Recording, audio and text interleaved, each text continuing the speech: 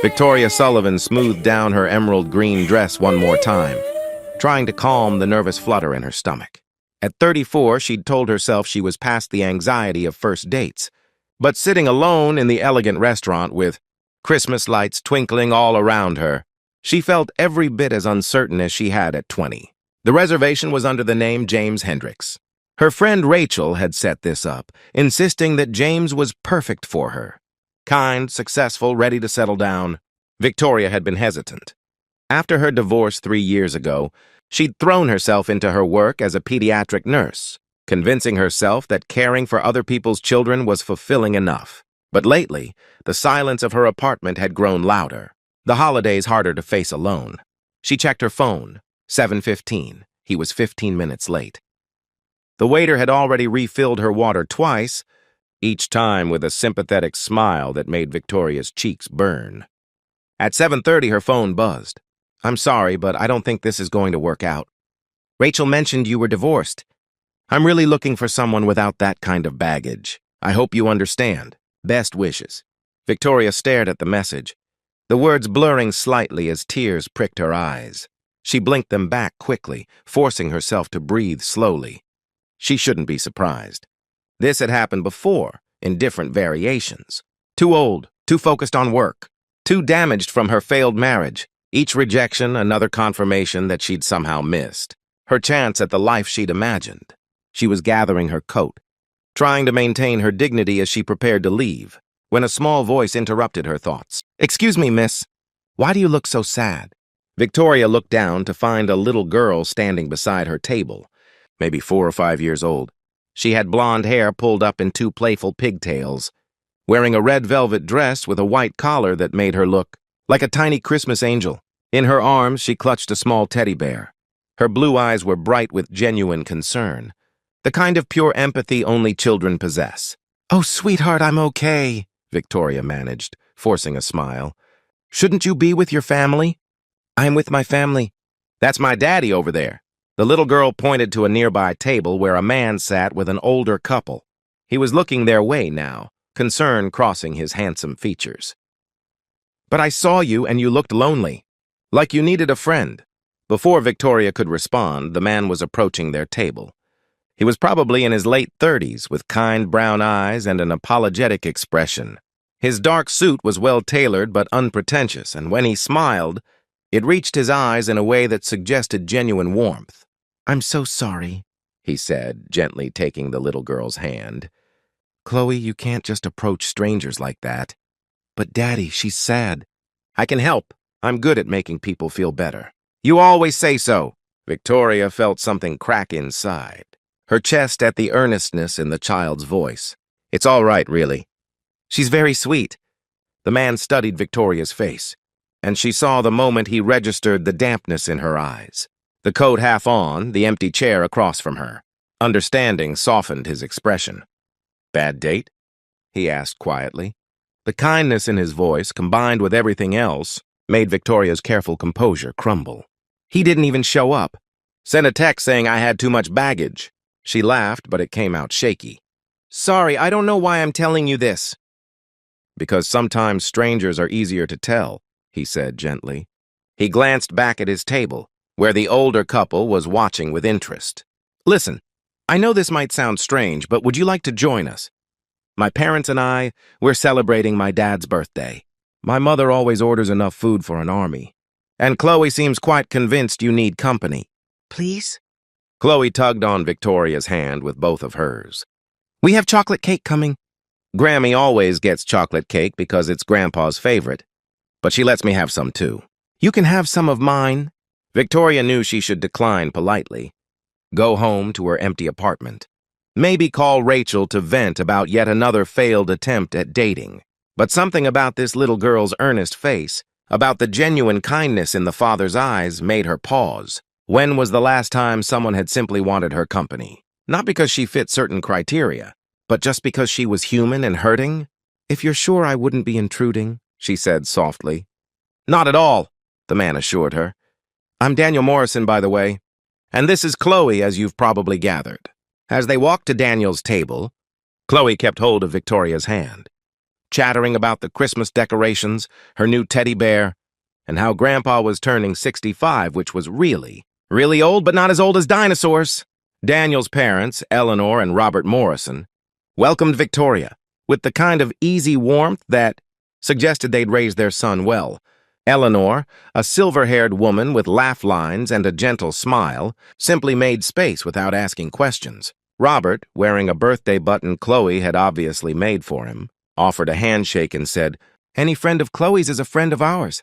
Over dinner, Victoria found herself relaxing in a way she hadn't in months. Daniel explained, in response to his mother's gentle prompting, that his wife had passed away 2 years earlier, an aneurysm, sudden and devastating.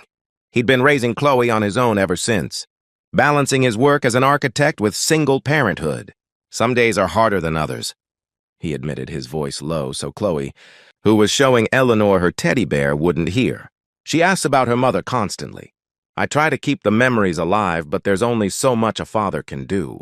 She misses having a mom. Victoria's heart ached for this little family. She told them about her work at the Children's Hospital, about the joy of helping young patients heal, about how it filled some of the emptiness in her own life. Chloe's eyes grew wide with interest. "You help sick kids get better? Like a superhero?" "Sort of like that," Victoria smiled. "I read them stories and bring them juice boxes and make sure they get their medicine." "I love stories," Chloe announced.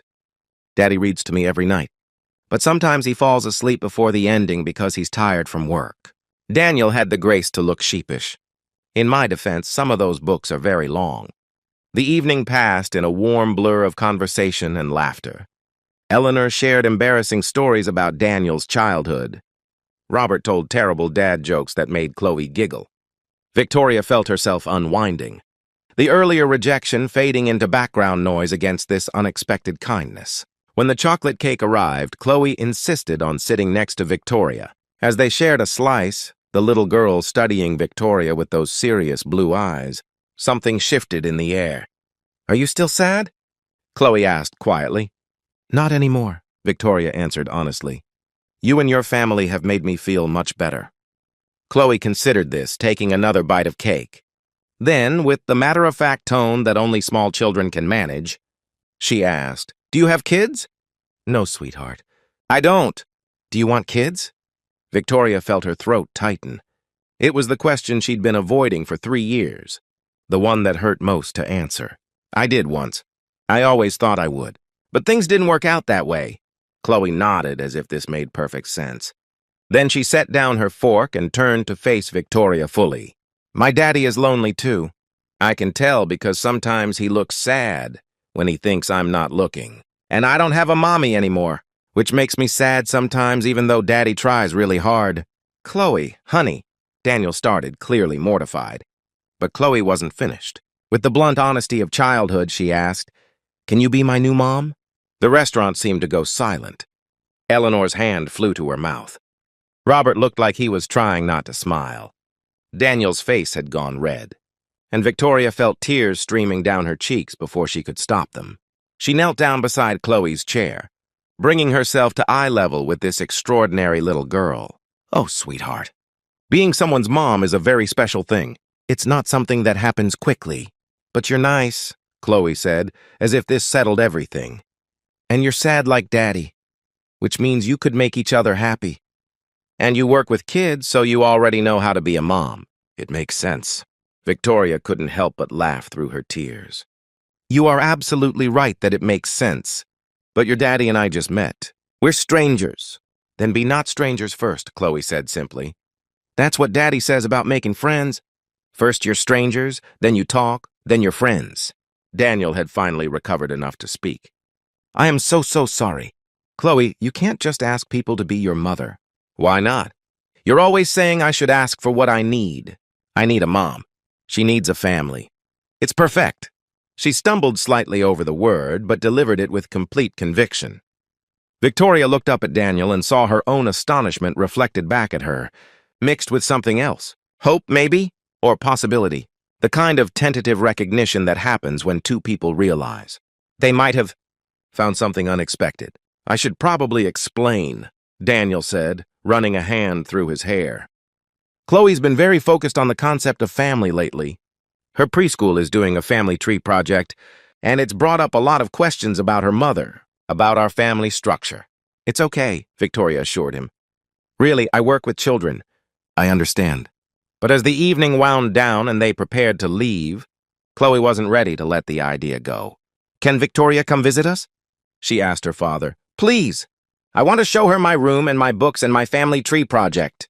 Daniel looked at Victoria, a question in his eyes. You don't have to. I know this has been incredibly awkward. Victoria thought about going home to her empty apartment, about the text message that had crushed her earlier, about all the ways she'd convinced herself that her chance at family had passed. Then she looked at Chloe's hopeful face, at Daniel's kind eyes, at Eleanor and Robert watching with gentle encouragement. I'd love to, she heard herself say. Maybe this weekend? If that works? Chloe threw her arms around Victoria's waist. Yes, Saturday. I'll clean my room and everything. As they said their goodbyes on the sidewalk outside the restaurant, Eleanor pulled Victoria aside. My granddaughter has excellent instincts about people, she said quietly. And I haven't seen my son smile like that in 2 years. Whatever happens, thank you for giving them both a little hope tonight. Over the following weeks, Victoria became a regular part of Chloe's life. She visited on Saturday mornings, helping with the family tree project, reading stories, teaching Chloe about the human body in simple terms that delighted the little girl. Daniel was always there, watching his daughter bloom under the attention, gradually opening up about his own life. He told Victoria about the impossible balancing act of single parenthood, about the guilt of working long hours but needing to provide, about the loneliness of lying awake at night with no one to share the worries with. Victoria shared her own story, about a marriage that had ended when her ex-husband decided he didn't want children after all, about the years of fertility treatments and heartbreak, about finally accepting that motherhood might never happen for her. I think that's why I became a pediatric nurse, she admitted one afternoon while Chloe napped. They were sitting on Daniel's couch, coffee cups between them, speaking in the hushed tones people use around sleeping children. If I couldn't have my own children, at least I could care for others. It helped fill the empty space. Daniel reached over and took her hand. For what it's worth, you're incredible with Chloe. She adores you. I know she kind of put us both in an impossible situation with that first question, but I'm grateful she did. I wouldn't have had the courage to approach you otherwise. Why not? Because you were dealing with your own pain. Because I thought maybe I was too broken to try again. Because loving someone and losing them destroyed me. And I wasn't sure I could risk that again. He paused, his thumb tracing gentle circles on her hand. But Chloe reminded me that love is always worth the risk. On Christmas Eve, Daniel invited Victoria to spend the evening with them. Eleanor and Robert were there too, and the small house was warm with the scent of cookies and pine. Chloe had made ornaments for everyone, carefully painted with glitter and determination. The one she gave Victoria said, "My favorite nurse," in wobbly letters. After dinner, as they sat by the tree, Chloe crawled into Victoria's lap with a book. It was the most natural thing in the world, this small weight of trust and affection. As Victoria read, doing different voices for each character, she felt Daniel's arm settle around her shoulders. Later, after Chloe had finally been persuaded to go to bed, Victoria and Daniel stood on his front porch, watching snow begin to fall. She's going to ask again, you know, Daniel said quietly. About you being her mom. She asks me about it every night. Wants to know if you're going to stay. Victoria felt her heart racing. What do you tell her? I tell her that love takes time, that families are built slowly, with care and patience, that wanting something doesn't make it happen instantly. He turned to face her, his hands gentle on her shoulders. But I also tell her that sometimes, when you find the right people, it feels like they were always meant to be part of your story. Victoria looked up at this man who'd entered her life on the worst night, who'd offered kindness when she'd expected nothing, whose daughter had somehow seen exactly what Victoria needed before she knew it herself. I spent 3 years convinced I'd missed my chance, she said softly. That family and love and belonging were things that happened to other people, not to divorced nurses pushing 35. That man who stood me up, he was just the latest reminder that I didn't fit anyone's idea of the right woman. You fit mine, Daniel said simply. You fit Chloe's. You fit this life we're building if you want to be part of it. I do, Victoria whispered.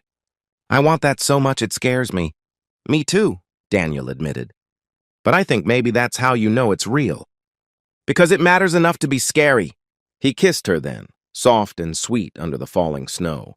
And Victoria felt something in her chest unfold like a flower, finally finding light. 6 months later, on a sunny Saturday morning, Victoria moved her things into Daniel's house. Chloe helped, carefully carrying small items and announcing where everything should go. When they reached the bedroom that would now be Victoria's too, Chloe stopped. So you're really staying? Forever and ever? Victoria knelt down, taking both of Chloe's small hands in hers. I'm really staying, if that's okay with you. Can I call you Mom? The question, asked with such hope and seriousness, made Victoria's eyes fill with tears. I would be honored if you called me Mom. Chloe threw her arms around Victoria's neck. I knew it, she said triumphantly. I knew that night at the restaurant. I told Daddy you were the one. Later, as they unpacked boxes and arranged furniture, Daniel pulled Victoria close. Thank you, he whispered, for staying that night, for giving us a chance, for loving us both.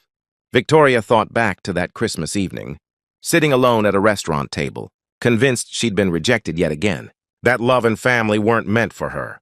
She thought about a little girl brave enough to ask a difficult question, about kindness offered freely, about the way sometimes our greatest blessings arrive in the moments we feel most broken. Thank you for seeing me, she said, for letting Chloe approach a sad stranger, for inviting me into your family, for showing me that it's never too late, that the right love finds you when you least expect it. From the hallway, they heard Chloe singing to herself, a made-up song about having the best family in the whole world. Daniel and Victoria looked at each other and smiled, this couple brought together by a child's wisdom and a Christmas miracle. Because sometimes the best things in life start with rejection and end with belonging. Sometimes it takes a 4-year-old to see what adults are too scared to hope for. And sometimes the family you're meant to have finds you in the most unexpected ways, asking the most impossible questions, offering love when you need it most. Can you be my new mom? Chloe had asked, and Victoria had learned to answer yes. Not just to the question, but to all of it.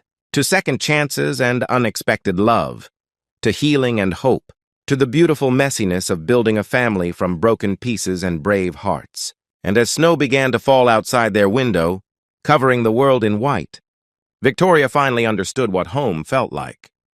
It felt like small hands trusting yours, like a man who sees your scars and loves you anyway, like being chosen not despite your past but because of everything you've become. It felt like Christmas lights twinkling, like a little girl's laughter, like finally being exactly where you belong.